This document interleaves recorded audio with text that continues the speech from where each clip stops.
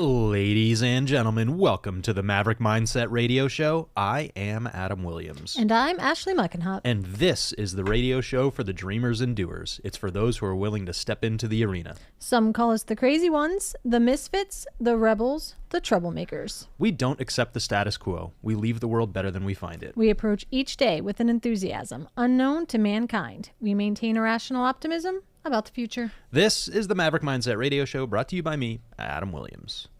Show 66. Yep, moving right along. Mario Lemieux. Is that his number? Yeah. I saw him one time play. You serious? One time I was in school, went on a field trip to a hockey game. See? And there was a big fight. And from that point on, I was like, whoa, hockey's hockey's cool. the best. Yeah, show 66. So we're calling this the 1 Hour Business Bootcamp, which was entirely your idea. Yep. What you need to know, do, and have to start a business. Yeah. I feel like a lot of people don't know where to get started. Yeah, this is a good topic. Yeah. I think some of the stuff that we jumped into gets a little more advanced, and we're talking about hiring and growing a team and setting the vision, and let's take a step back. It's a good idea. I like it. You're welcome. So, before we jump in today, as always, blowing your minds every Wednesday at 9, going live at 9:05, streaming on Facebook at Maverick Mindset Radio, and you can find all of our episodes on Spotify, YouTube, and the Apple Podcast Store. Of course, always more information at maverickmindsetradio.com. And listen, if you know a business owner, if you know an aspiring business owner, if you know someone who's just cool and interested in growth and learning, share the show with them. Hit the share button on social media, or when the episodes come out on the various podcast platforms, share the show.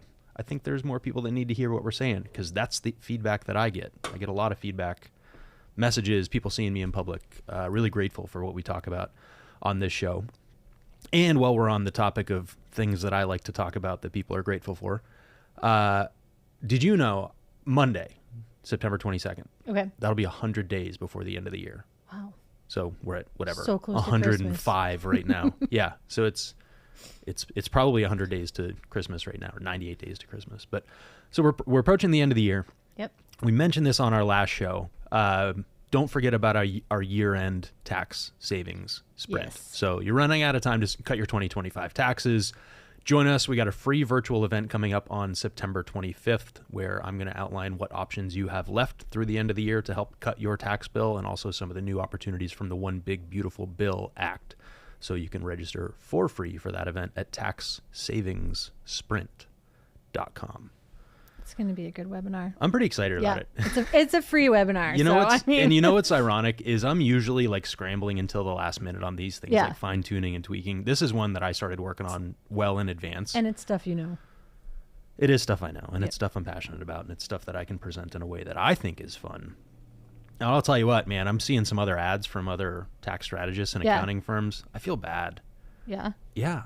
They're not comfortable in front of the camera. Oh, no. And I just wish someone would have the guts to tell them, like, hey, it's great that you're passionate about what you do. It's great that you love what you're doing. You should not be on the other side of the camera. Or if you are on the other side of the camera, like, maybe let your own personality come through. But it's clear that you're like reading the script that someone else wrote for you that just doesn't work. Hate them.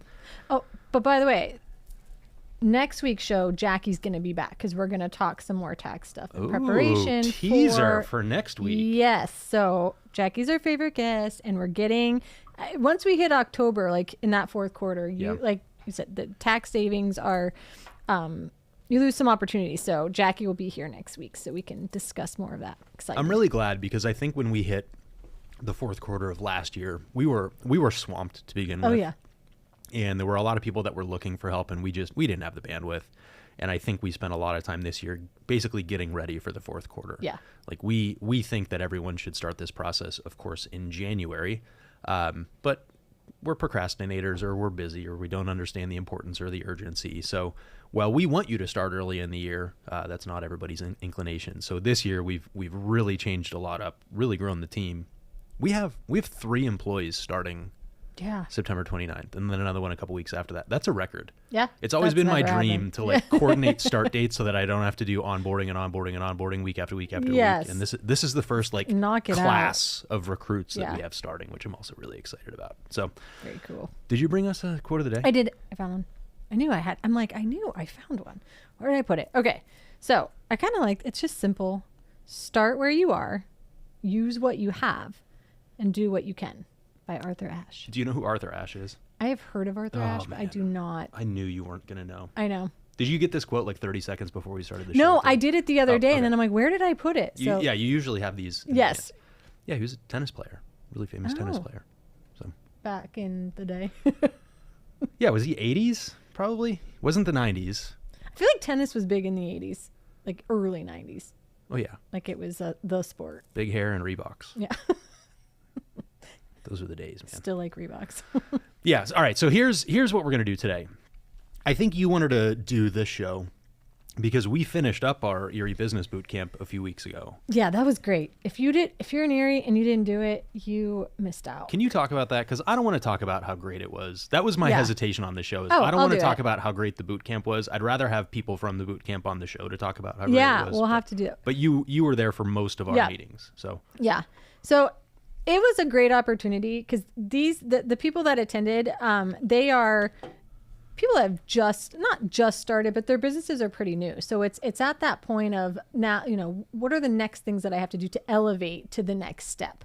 So every week, I think it was a 6-month program. So every couple weeks we did, different topics, and they all came in. It was nice. It was in person to kind of address their issues or questions that they had, but then to educate them on how to take your business to the next steps. And I'm pretty certain that they set goals at the beginning and they are way ahead of pace for where they are for the end of year. Yeah, that was so we had, how many people were in that? 8, 10? I don't even remember. And there were businesses at all stages. I mean, some of them were established, some of them were brand new, some of them were like, it's still the side hustle on top of the job that they have. And we kicked off the 6 months with really getting clear on goal setting and the vision. Because everybody in the group at least had generated some revenue. They had proved that somebody out there would pay for their goods or services. So we started with getting clear on goal setting. And by the end of the 6 months, everyone was ahead of pace on where they thought they were going to be. The best part of it, though, is they had to invest to do this boot camp. So they were investing in themselves and in their business. And for somebody that is just starting their business, that's a big step. Like, hey, do I do this? Do I not? But they had that mindset to make that choice of this is very much needed so that I can get to the next level. And it was very much worth it. When we had our last meeting, which was really nice. You took everyone to Bar Ronin, but it was really cool. Like they were all like, it was just to see like, they were really enthusiastic and their end questions were just, hey, like I'm at here now. Like, am I good to go? Yeah. The thing that I thought was really cool, like I did a mastermind last year in 2024 and it was virtual and there were people all over the country and it was kind of cool, but I decided for this one, I wanted it to be in person. So I wanted it to be only Erie based businesses.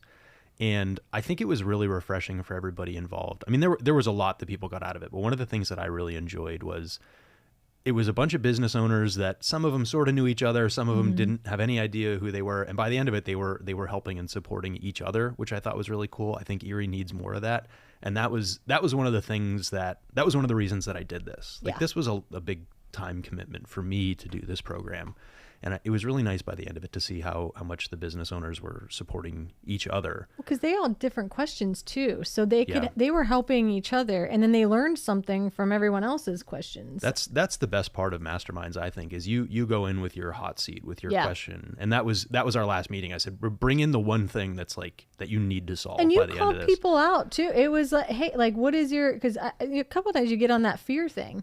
And so it was cool to watch them have to, admit what their fear was. Like, what's holding you back? What's holding you back? And if anything, I think that's probably the greatest thing they got out of it of, I got to do this. I got to move forward. Yeah. I mean, it was, obviously there's a lot of one-on-one interaction and coaching in groups like that, but it's an effective group when the other members of the group are helping each other. And when John asks a question and I'm answering John's question and mapping it out on the whiteboard. Yes. Everybody else is taking notes because they see how it applies to their business, even though they're all so different. So yeah, it was a great program. And I said when I launched it at the beginning of the year, earlier in the year, like I may not ever do anything like this again. Yeah. And I still kind of sort of believe that, although I have one thought on that. Okay. I'm really of two minds on this. The whole program was much more choreographed and outlined than anything like this that I've done in the past. It was structured. We had topics. We had lessons. Whereas a lot of masterminds are just come in and bring your questions. Yeah. This had lessons to it. Six. It was supposed to be 6. It ended up being like 10. Yeah. And I what people enjoyed the most, or what I think they got the most out of, was the marketing section of it. Absolutely, yeah. So there's part of me that says I should just do a marketing workshop or intensive or some lesson on it, because I think that was the one piece of feedback that I got from a lot of people, is that section was really great. Yeah. So there's part of me that says that would be really helpful to do more of that, because I am really good at marketing and I've studied it a lot and I've learned a lot of expensive lessons. And then the other part of me thinks, that's kind of the problem with entrepreneurs, is we're so focused on the new leads, the new clients, the new business, that maybe if you focused more on the clients you already have and the systems that you have in place or don't have in place and improving them.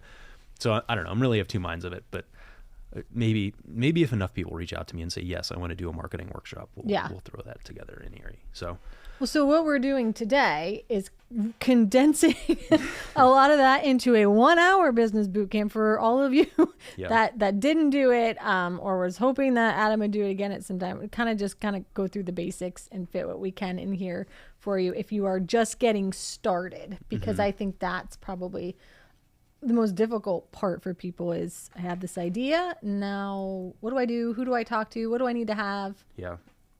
And people get stuck there and just never start. And what was really interesting is you outlined some of these talking points, and as soon as I read the first one, I disagreed with it. Okay.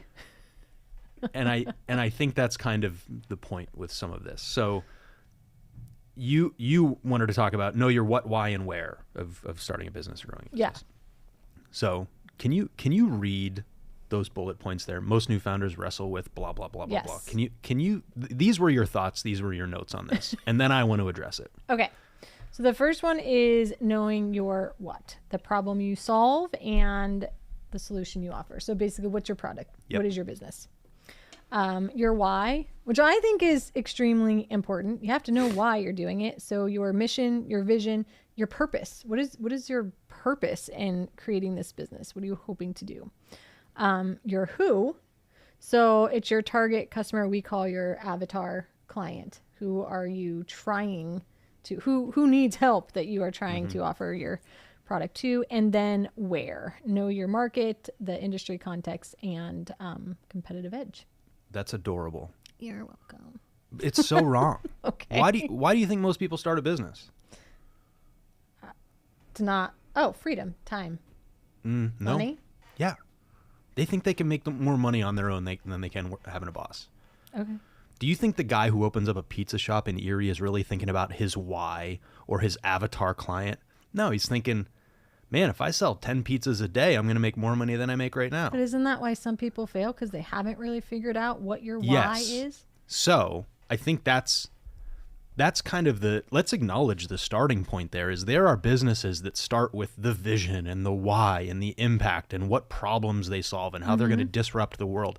That is a small minority of businesses. Okay. And in fact, I'd argue that their failure rate is even higher. Now, not because they do anything wrong, but because they're borrowing money or getting investors and tackling big problems and taking bigger swings at things. So the upside is bigger. But most people who start a business are just like, how am I going to make at least what I'm making right now? That's where they start. And this is why I have a real problem. Like one of my great frustrations of people starting businesses or reading crappy or listening to crappy advice on the internet is like, follow your passion and the money will come. And it's like, no, that's a really great way to ruin a passion. If I love beer, which I think I do, starting a brewery is really going to take a lot of the fun out of that, because now the thing I enjoy is going to become work. It's going to become a job. It's not going to be enjoyable all the time. And when you want to sit down and enjoy a beer, all you're going to think about is work. I'm watching Game of Thrones right now. Okay. I'd finally decided to pick it up. I subscribed to HBO Max for something else, and I'm like, Game of Thrones, never seen it. I think I hate it, but I've made it through to the 4th season. It's a weird show. I've heard. There's a lot of weird stuff going on. But anyway, the episode I watched yesterday, as I was recovering from whatever illness I had, there was a trial. And all I could do was sit there and think about, oh, that's hearsay. That wouldn't be admissible. Oh my God. Isn't this back in the day, Game of Thrones? Yeah, and so it's not a real trial. Right? Well, it's complete fantasy. It's probably historical. But yeah, it's got to be. But there's like dragons and stuff. So yeah, I'm watching it. It's like, man, that being a lawyer really sucked the fun out of this episode because this is not how the real world works. And that's the thing is it's like it work makes things not fun. And anybody tells you that your work is fun and you need to enjoy what you do doesn't understand how business actually works. Yeah. The E-Myth, which is a really popular book by Michael Gerber, really spells this out of like, oh, you love making pies and you make great pies and everybody tells you should sell your pies. And then suddenly your life becomes wake up at 4 a.m., clean the bakery, make the pies, sell the pies, shut down the bakery, clean up the bakery. It's midnight, go home and sleep for 5 hours. And it's like, buy equipment and build the team. And it's like, you're no longer making pies. Well, this is where I think, I feel like where people get confused because like you say, I like beer, so I'll start a brewery. I like pies. I'll start a bakery. But I think it's more when saying knowing your why is knowing like your purpose. What are you as a human being so passionate about that it is your absolute purpose? And I'll then tell you what it is. On day one, do? your absolute purpose is paying your bills. It's making sure you can afford groceries. Right. But then if you do something that is related to that and you are so incredibly passionate about it, then the work that you have to do to make it succeed becomes worth it. Not if you can't pay your bills. Not if you can't make if you're worried about your car being repossessed, it doesn't matter the impact that you're having on the world. This is not like passion is such a BS thing when it comes to starting a business. Yes, at some point you can worry about impact and legacy, but you know what you need to worry about on day one? Customers. Then after that, cash flow. Then after that, profit. Then after that, your brand. And eventually at some point down the line, you can start thinking about legacy. But if you're worried about legacy from day one, what are you ignoring? Customers, cash flow, and profit. What do you need to survive in business? Customers, cash flow, and profit. Right. So yeah, you can get there eventually. Yeah. But let's be real that the reason that you're starting a business is you think that you will make more money and have more freedom than you have in your current situation. Right. I just want to mention Andy Frisella, like was sleeping on his couch, had no money, and was reinvesting the money he made over and over and over in his business. Like he couldn't pay the bills. He wasn't reinvesting money. He wasn't making any money. Right. But when he was putting it back into the business first. And because he had a passion about what he was doing. No, that's not true. Oh. That's not true. You can believe that. Do you know why he started a supplement business? Why? Because he thought it was a good way to meet chicks. Okay. And that's why he didn't make any money. He didn't treat it like a business. He treated it like a dating app. And then eventually he grew up and realized, no, there's got to be profit here. Right. So that's where I think we need to start with starting a business is understand that it is a business. Right. Understand that the purpose of your business is making money for you so you can survive and then fulfill your dreams and do all the things that you want to do. And that's great. And we talk a lot about that stuff on the show, but let's get real. Like day one, you don't have a paycheck. What are you going to do to make sure you can survive? I don't think you can be worried about legacy if you're worried about survival. In fact, I would argue that it's impossible to think about legacy when you're thinking about survival. If you're worried about your job and your job is insecure and you may be laid off, are you really thinking about the impact that the business has? Or are you thinking, where am I going to make money? So if we get that foundation in place of like, let's make sure we're clear on what this is. This isn't about passion. This is about profit and bringing in clients and customers and turning them into revenue and making sure you keep enough of that revenue that you can pay your bills. So where do they have to start? right there. Get clear on that. This is a tough one, but you need to get clear on how business works. It has revenue, it has expenses, and it has profit.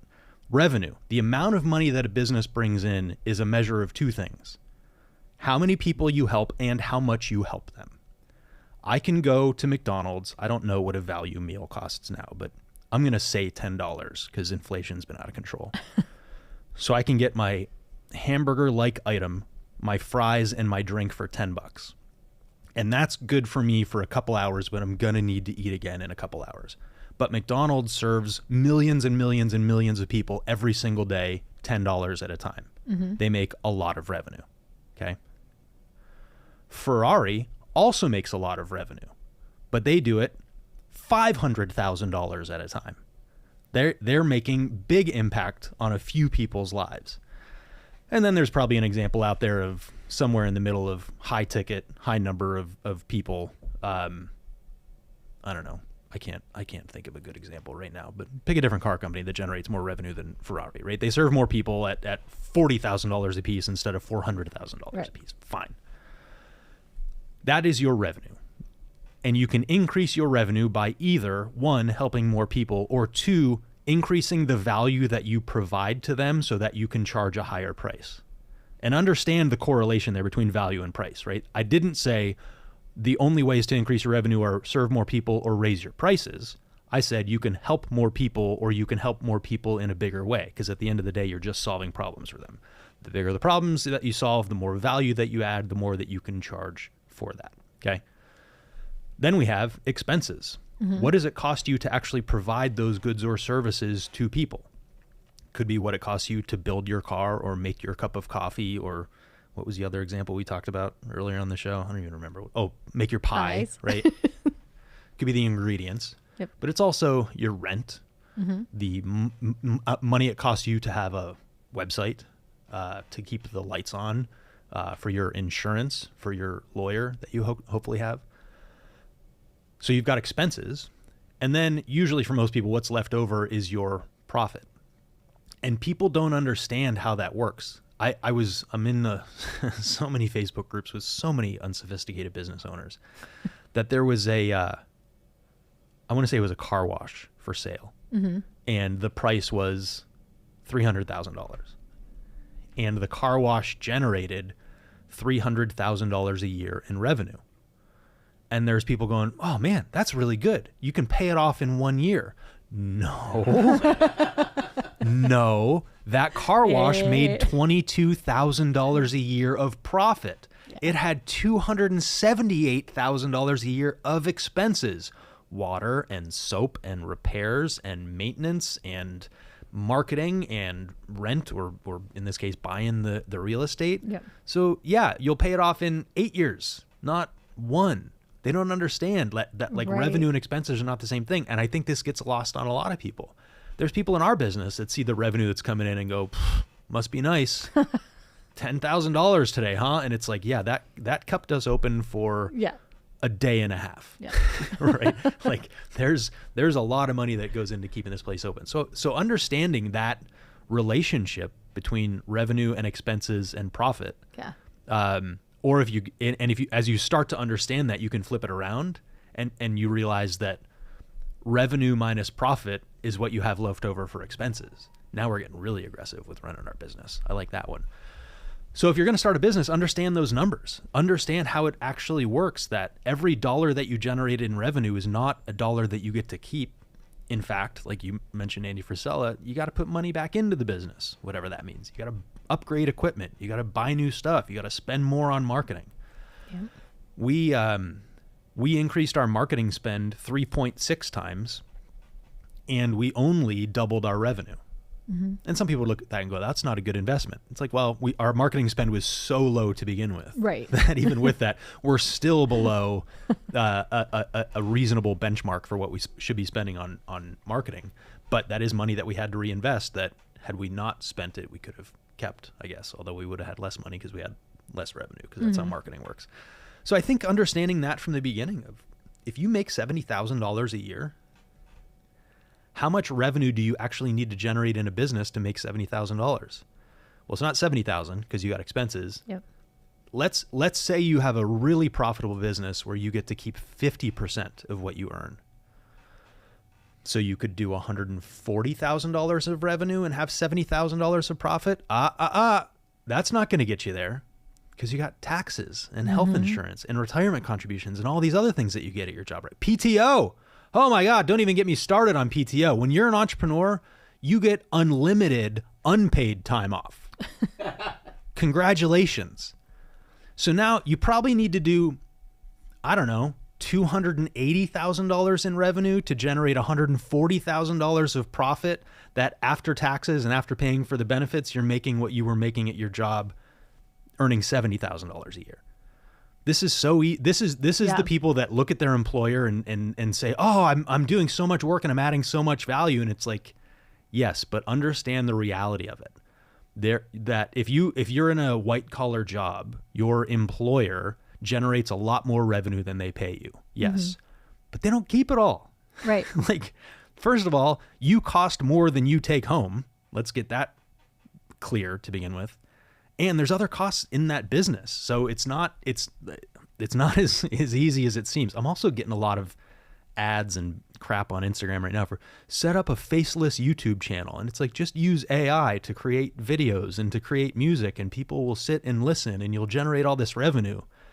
And it's like, yeah, it's just that easy, right? Like it's just set it So and forget simple. it on YouTube. Yeah. I think crazy. so. Basically, understand the difference between your gross income and your net income. Yeah. Because I know that was something with working with Pennywise I didn't realize. And I was talking with Jackie, and she'd be like, "Well, what was the income?" And I'd be like, "Oh, it was like 500,000." She's like, "Net?" And I'm like, "No, Jackie, gross." She's like, "I don't care about that. It's the net." Yeah, that's what keeps you alive. Yeah. Gross is fun to talk about, and that's where we get on the Inc. 5000 and the Law Firm 500 and get all these awards. And hey, I love trophies, but I can't eat any of those trophies. I've tried. I've been in that position. Yeah. I was thinking about that. I got so sick on Wednesday. I was out for 2 days, and I was making ramen. We have ramen noodles in our house. I didn't even know that. And I was making ramen noodles, and I was thinking, remember when this was it? Like, remember when this was my option? You lived off of that. Food. Yeah, and I'm not even talking like when I was in law school and I was a broke student. No. I'm talking like I was a lawyer with a law degree and business cards with raised lettering on them, eating ramen noodles. You tried to think of ways to make ramen noodles fancy. Like, what can I add to it? I still do Let me that. sprinkle some parsley. It looks pretty. I had some chicken I was thinking about throwing in there. So, all right. So step one, your what, your why, your purpose, it's all great, but really start with understanding how the money works and how profit works. Now, the other part of that you mentioned is you said, well, you need to know your what. What problem do you solve or solution do you offer? I think this is a great thought exercise that not enough people go through, of like, what is it that you actually do? I think even more important than that is your unique selling proposition. What makes you different? Are you just another thing in the long list of things that are available? Or is there something that actually separates you from the million other businesses out there that do exactly what you do, right? My landscaper differentiates himself from other landscapers because I can text him and say, hey, I bought a bunch of plants and then forgot to plant them and I don't have any time. Can you just come fix this? And he goes, yep. And then it's done. That's really great, right? Not every business is willing to do that. But the pizza shop example, I think, is a good one. Yeah, because there's so many. There's so many. And let's be honest. Pizza is mostly pizza, especially in Erie, right? There are a couple places that have really good pizza. There are a couple places that have really bad pizza. Yeah. And then there's a lot of average pizza buying the same pizza shells from Joel is like rigorously nodding his head right now. I know why I choose the pizza place that I do. Why? Because I get every time I've ever ordered it and delivered, I get it in less than an hour. It doesn't matter. Where do you order from? Marco's. Okay. Absolutely love Marco's. They also have so if you don't want to eat the bread and everything, they have the pizza bowl. So it's like somebody took the whole top of a pizza and put it in a bowl. So for me, other places I have to order the pizza and then take it off, where this just comes already together for me. So they offer something I don't think that's a lot a of other differentiator. places. Yeah. And they are on time and they have never gotten my stuff wrong. That's all right. That's impressive. So now I only order from Marco's. Yeah. So I think understand what makes you different, right? Yeah. Marco's has a different item on their menu. This morning, I got my breakfast sandwich, not from Tim Hortons. They always mess it up, and they always put the donut in with the breakfast sandwich, and the chocolate melts off the donut and gets stuck on. But I wasn't going to get a donut. I just wanted a breakfast sandwich. Yeah. I went to Country Fair because it's right there. I can see it from where I sit right now. It was really convenient, right? And not related to the reason that I went there, because they don't always have it, but their spicy Southwest bagel breakfast sandwich is the best breakfast sandwich on the face of the planet. It really is. Every time I get one, I go to the cashier and I'm like, "This is the best breakfast sandwich on the face of the planet." But did you know? I didn't know this. This was like, bringing this to my awareness changed my life, as many things do.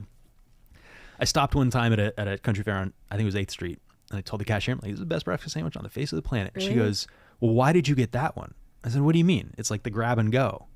Well, that's where the breakfast sandwiches are. Yeah. She goes, "No, you can go over to the screen and order one fresh." And I'm like, "What?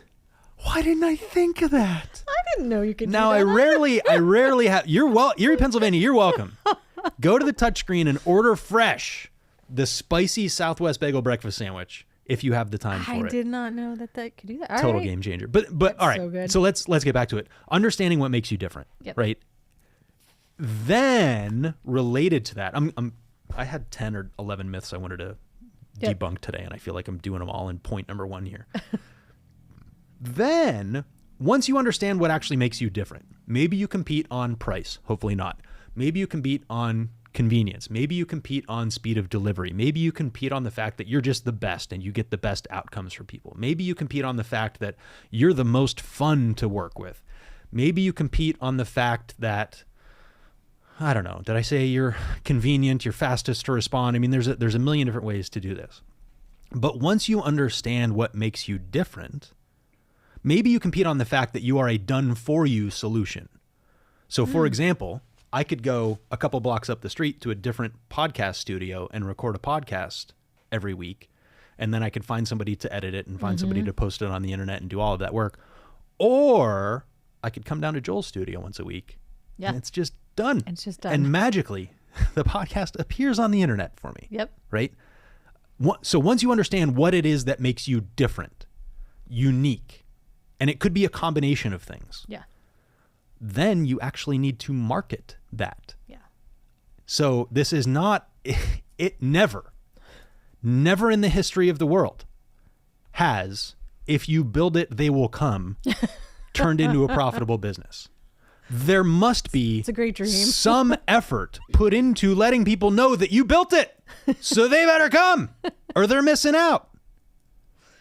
And you can, there's people listening out there, "Oh, I don't need to advertise in my business." Yeah, you do, because you tell people that your business exists. And then your customers that are happy tell other people that you exist. And they send you referrals and they send you repeat business. That counts. Yeah. Just because you're not on the TV with your 1-800 number doesn't mean you're not in the business of marketing, which is what most entrepreneurs are, in the business of marketing their business. Is marketing the same for every business, or there's certain types of marketing that work specifically for certain businesses better than others? Or is There's it like, three categories. There's three categories. Okay. There's certain types of marketing that works for certain types of businesses. There's certain types of marketing that doesn't work for certain types of businesses. And then the biggest category is certain types of marketing where nobody pays any attention to know whether it actually works or not. That's most marketing. True. So, marketing that works for specific types of businesses. For us, Facebook marketing actually works for our business. Okay? I'm not so sure that a television ad would work for our business. I'm not so sure that hosting a 7-day workshop would be effective for marketing our business. Our clients don't have the time for that.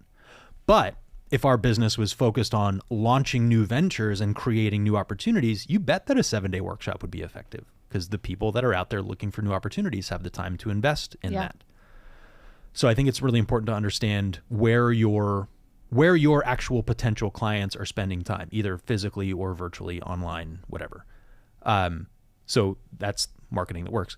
Then there's specific types of marketing that don't work. So same deal. I don't think that throwing our logo on a sign at a bus stop would be effective for us. Right. Is it effective for a personal injury lawyer? You betcha. So that works, right? If I don't know, maybe Super Bowl ads are a good example, although that's kind of cheating because everybody's watching that. But what are people doing watching the Super Bowl? Eating a whole bunch of junk food and drinking a whole lot of beer. So food companies advertise. Yeah. Beer companies advertise. GLP-1 companies advertise. I feel like there were a lot of diet pills advertised on this year's Planet Fitness. Planet Fitness sponsors New Year's Rockin' Eve, right? Because what's everybody do January 1st? New Year, new me. New Year, new me. I'm gonna take an ad out next year, right after the Planet Fitness ad that just goes, "You won't." New Year, new me. Nuh-uh. Welcome to 2026. You won't. So, but then there's the third and biggest category of marketing is marketing that people don't even know if it works or not. Because it's not in most advertising vendors' best interest to tell you whether your ads are actually effective or not. They don't want to? Because then they're invested in the outcome, and they can't be invested in the outcome. There's too much that's outside of their control. There's too much uncertainty. It's a shame. I think any advertising vendor out there that was willing to take a piece would probably do pretty well because then they're invested in it if they chose the right clients and customers. But that's most marketing. Throw your logo on the side of something and hope that it turns into something else. You know how many people, how long have I been in business? 15 years? And since the day I started my practice, we've had custom pens with our business name and phone number. You know how many clients I've gotten out of that? I'd guess 0. And we're talking thousands and thousands and thousands of pens, right? Yeah. And we just stocked up on a whole bunch more because we got some events coming up, and I had to approve the notepads that we're buying. You know how many people are going to sign up with us because we have notepads? Probably 0, right? Then why do people do it? Well, partially for me, it's my ego. I like having the notepads. Also for us, that's part of a larger marketing scheme where I want to be omnipresent for these people 30 days after the event. Yeah. So that's one way to do it is when they get home and unpack their bag and they got the notebook sitting there and there's my logo and tear off that sheet and oh, there's my logo again and tear off that sheet. Chrissy had a good idea. The ones that we just ordered are like Post-it notes. Yeah. So you're going to take the note and stick it on something and stare at it. So it's part of it. But that's part of a campaign, right? That's different than any business that thinks they're going to grow their business by buying a single billboard. Right. Horrible hypothesis. Right. May come true. If you're a personal injury lawyer and someone runs into the pole that literally holds your billboard on it, maybe they'll call you. But the better campaigns are the ones where we take out 50 billboards plus run TV ads and we're everywhere. That's very expensive. That's when we get back to direct response marketing and making things trackable. So, but that's the point, is understanding where your target audience is, the media that they're consuming, and then getting in front of them there with the right type of message. And that's not like, people think that it can work, but like every door direct mail. We've talked about this with Valpak, right? Mm-hmm. How many carpet cleaning companies advertise in Valpak? Probably 2 or 3. And tree cutting. I was just going to say tree cutting, right? And how many coupons for pizza? Yeah. So even there, like you've got competition. You think, oh, I just sent 700 coupons to people. This will turn into business. Well, only 10% of those people were going to use the coupons anyway. And now it's a 50-50 split between, everybody opens Valpak. Yeah. Are you serious? I don't open mine every time. Because I'm not going to use the coupon. What if there's a really good coupon in there? See? Good point. Like, I don't have time to go through the 100 coupons. What if there was a Marco's coupon in there? Just Marco's always having deals anyways, right online. It's much easier. Oh, all right. There you go. Okay. So second thing that you had on your list is how much money do I need to start? Yeah. I think this is a really fun question. let's assume you understand how much money you actually need to make. Like really understand. Right. Not just exactly what I make right now. Right. Because it's more nuanced than that. But how much money do I need to start? This really depends on the business, and it really depends on your appetite for having a small balance in the bank account, right? We were doing some math last week on like, looking at cash flow basically. And we're looking at our profit for the year, and it's like, that's good. Let's go figure out where all of it went. And we do some analysis, and you realize that like, I don't want to use real numbers. We had to significantly more money in our operating account than we had at the beginning of the year because our expenses have gone up. So let's say that number is only $50,000. We need an extra $50,000 in the operating account because our monthly expenses have gone up through some hires or expansion or opening a second location. That's $50,000 of profit that I can't take out of the business. Like I literally had to make 50 grand just to leave it in the bank account. Got it. I think a lot of people don't really understand that. So when I started my law firm, this is a great reason why I think starting as a side hustle works for so many people. Right. Because you prove the concept, you prove that people are willing to pay you, and you still have some income. Yeah. So I think for a lot of people, it's not how much do I need to start? It's when can I quit my job and do this full time? That's the real question. Yeah. And my response is the sooner the better. I know it's scary. I know it's terrifying, but when you're suddenly focused on one thing and it must work versus focused on two things, and it doesn't really matter because I always got this backup plan, until you burn the ships, it's going to be really hard to take that plunge. It's funny because I don't even remember why I quit my job. I mean, I know why I quit my job, but I don't remember. Like it was August 1st of 2010, I think. Wow. 2011? No, it was after Royce was born, 2011. I don't know why it was August 1st. Like I'm not sure. Maybe it just worked out that maybe the judge had something going on that we finished and August 1st made sense, but I don't know what it was that made me quit. But I do know at that point I was making as much money from my side hustle as from my full-time job, which wasn't a lot at the time. $17.31 an hour. You remember? And I'll never forget that. Yeah. I went to college for 7.5 years. I made $17 an hour. And yeah. That was a long time, not that long of a time ago, but long enough that people hear that and they're like, well, yeah, but that was a long time ago. It's like, yeah, but it also wasn't a lot of money. Like I think people at Target were making $15 an hour even back then. Yeah. Anyway, their uniform is easier too. It's just red t-shirts. So what was your side hustle? The law firm. I worked for the judge and then you had. I'll never forget. I got my first clients on Craigslist.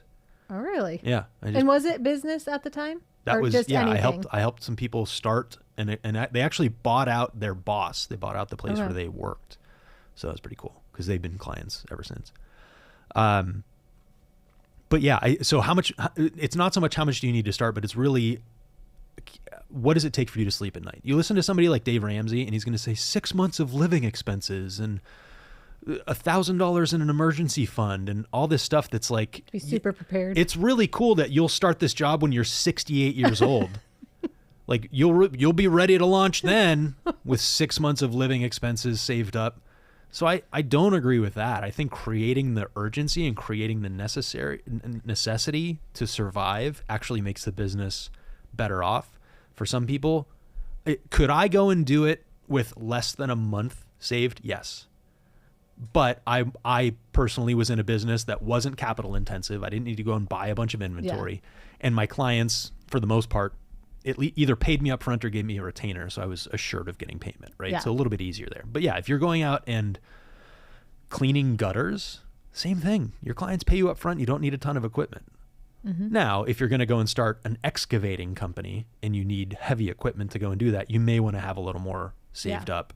I would encourage you to try to at least pay cash for the equipment that you buy, maybe buy used to begin with instead of going out and buying all the new fancy expensive stuff and growing from there and keeping that overhead as low as possible. So I think it really depends on the person. There are other people that I know that they can't sleep at night if they don't have 12 months of expenses in their operating account. And I'm not saying it's right or wrong. I'm saying it's completely different from me. and maybe even in similar businesses to we are, in similar cash flow models to we are, but it's really a personal opinion, and you can take advice from 15 different people on this, and they're all going to disagree with you. But I would, if I were seeking advice on this, I would talk to people who have taken the plunge and done that, and I would ask them, what would you do differently when it comes to how secure you felt in your business, or how much money you had saved up, or whatever it is, right? Because I think you'll get really good advice based on that. How do people get funding? Where are your suggestions for people to go to get funding to start their business? I'm going to say in 99% of cases, and the 1% of you that this applies to, you're not even, like, don't disregard this just because you don't think you're in the 99%. You are probably in the 99%. You're not a special snowflake. The best source of funding for your business is paying customers. It's not investors. It's not credit cards. It's not banks. It's not friends and family. It's not venture capital. It's paying customers. Period. End of story. And people say, but I need money to start my business and build the thing. Well, let's go take some pre-orders. Let's go see if anybody actually wants to pay you for this thing before you go out and build this thing. Now, let's talk to the 1% of people. You need a couple $1 million to prove the concept, to launch the thing.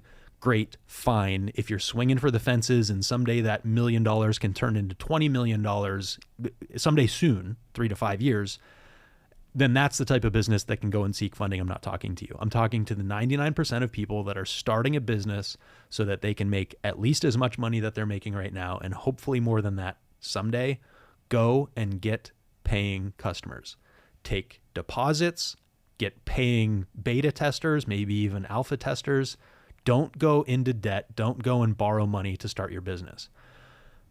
It's a complete waste of time. Let's assume, so a lot of people think I can write a business plan and I can go to a bank and a bank is going to lend me money. First of all, no, you can't.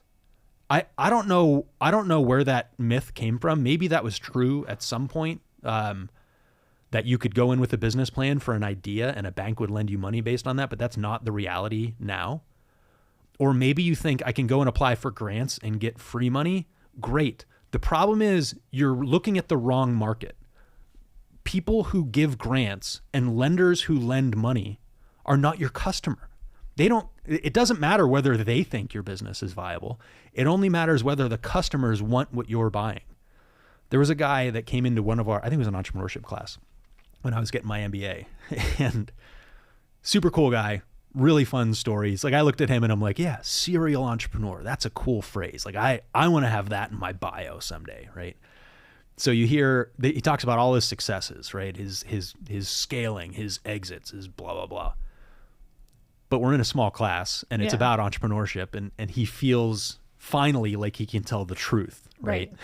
So he was telling us about, he invented this wrench to open your faucet on your hose. You know how sometimes the spigots, it's like, ugh, it hurts my hand. Yes. He invented a wrench that fits. It was like a universal wrench that could fit in every type of hose spigot in the world. And in his garage, he had 50,000 of those things still sitting there. Oh my gosh. Because he went and he prototyped and he got the mold built and he did all the plastic injection and he manufactured the thing and he did the packaging and he had the labels, and then nobody bought it. Instead of selling, and you would think Adam Williams would have heard that and said, that makes perfect sense. And then Adam Williams went and launched the Socialism board game with a couple other guys, and we have 5,000 of those sitting in a warehouse somewhere in Pennsylvania. Although we did have a successful Kickstarter campaign with that, so we thought we had a market there. But that's the point. Is like, you guys both sat here telling me that story and said, "Oh yeah, the wrench for the spigot. That's pretty cool. That's a great idea." Except neither of you bought one. Right? So I think that guy, fortunately, he had the money to invest in that. Yeah. But getting a new plastic piece prototyped and designed and manufactured is going to cost tens of thousands, maybe hundreds of thousands of dollars that he lost on that deal. And maybe, hopefully, someday TJ Maxx bought the rest of his inventory and liquidated it for him. But I don't know. I've never seen those things floating around. So do people need a business plan then? Yes.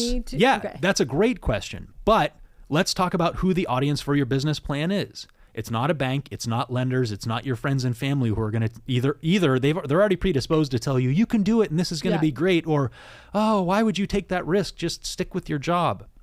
And every business plan that's ever written for any of those audiences, guess what it projects? Our revenue is going to increase tenfold over the next 3 years. Congratulations, right? I saw that last graph in the last deal that I funded that I lost all my money in. Yeah. The business plan should be written for you as the owner, as the audience. And it should map out a lot of the things that we've talked about. How much revenue do you need to generate? What are your expenses going to be to generate that revenue? How are you going to market and advertise in order to get the clients and customers to generate that amount of revenue? What sort of physical space are you going to need? What equipment are you going to need? What people are you going to need? Map out what is your budget going to look like? And really getting clear on how all of these things are going to help you accomplish your goals. Whether it's just replacing the income that you have at your business, or whether it's going out and making $1 million a year, or whatever it is that you actually want to do. Maybe it's just generating enough money that you have more free time to spend time with your kids. Because every time they start a new school year, you have 4 new apps to download and figure out and accounts to manage. So writing the business plan for you as the owner of the business, as the audience, is a completely lost art. There are some people that do this accidentally. You know, they sort of map it out on a piece of paper or throw together some spreadsheets and projections, and that's great. But actually going through the process of writing out, what do I want and why do I want it? Start with, like, those are the first two questions. What do I want and why do I want it? Then we can start mapping out the how do we get there. Yeah. And that how is going to change. But the value of going through that planning exercise, I think, is really, really important. We've got some great videos and resources on this too that we give away to people, because I don't think a lot of people really get that. So I think also understanding in that business plan that the growth is not linear and it goes through stages. Mm-hmm. So that first stage of your business, that is hustle and grind mode. Yeah. And I hate that as a lifestyle. I think it's completely misplaced. I think too many people say, oh, it's all about hard work. It is in the beginning. But at some point, in order to get to the next level, you have to stop hustling and grinding. And you need that space as the visionary, as the founder, to go out and find new opportunities and create new hopefully opportunities. Then you have other people in place to do the hustling and grinding. Hopefully other people or systems or AI. I mean, they're talking about there's going to be $1 billion company out there that has 6 employees, right? Because AI is going to allow that. So I think it's important to understand that. Who are the real quick, who, if you're starting a business, should you seek out professionally to help you with that? Like, 100% people that have been there before. Okay. And I don't just mean people that have started a business like yours or grown a business like yours or even failed in a business like yours, but your professional advisors as well. Like the lawyer and the accountant, of course, right? But you need a lawyer and accountant who understand how entrepreneurship works. Mm-hmm. This was a really fun conversation I was following in a Facebook group that I'm in. That's, it's a pretty big group, a lot of entrepreneurs, and somebody posed the question of, like, what should I look for in an accountant? And this is one of my favorite questions, right? Because I've got the content created. I can send them to our website and say, these are the different types of accountants. Get really clear. And one dude hopped in and said, make sure that they make at least 7 figures a year. Like, an accountant who doesn't understand what it's like to make $1 million a year isn't going to help can't give you advice on what it's like to make $1 million. They can't even fathom the concept. Yeah. They don't even think that it's possible, right? Yeah. I think that's part of the reason that my parents were limited in their business is they worked with advisors that got really comfortable making $250,000 a year. That's not an insignificant amount of money, and they all lived great lives, but I think it also put a cap on things. So I would make sure professionally you've got mentors, both paid and unpaid, that are giving you advice who really have experience with what you're dealing with, or at least related to what you're dealing with. So, Jackie and I work with a coach right now who has scaled an 8-figure professional services firm. They're not a tax business. They're not a tax strategy business, but the concepts are pretty similar, right? The way that the business grows and the way that you need to hire and recruit and train people is pretty similar. So I would make sure that you're getting advice from people that have been there, and get advice from more than one source, because it's all going to conflict, and it's really going to come down to you as the business owner to decide what advice it is that you want to take. I think that's a skill, actually, of deciding for yourself what's actually going to work for you and being able to ask the good questions. So coaches, accountants, attorneys, insurance people. But I think if I had to do it all over again, I would have found a business coach earlier in my career, for sure. So We need. What do we get through? Like 4 of the 11 There's things. so We'll have to do much. another It's show 1 on this. hour business boot camp. All right. Great Part show, 1. everybody. Have a great week. I believe in you.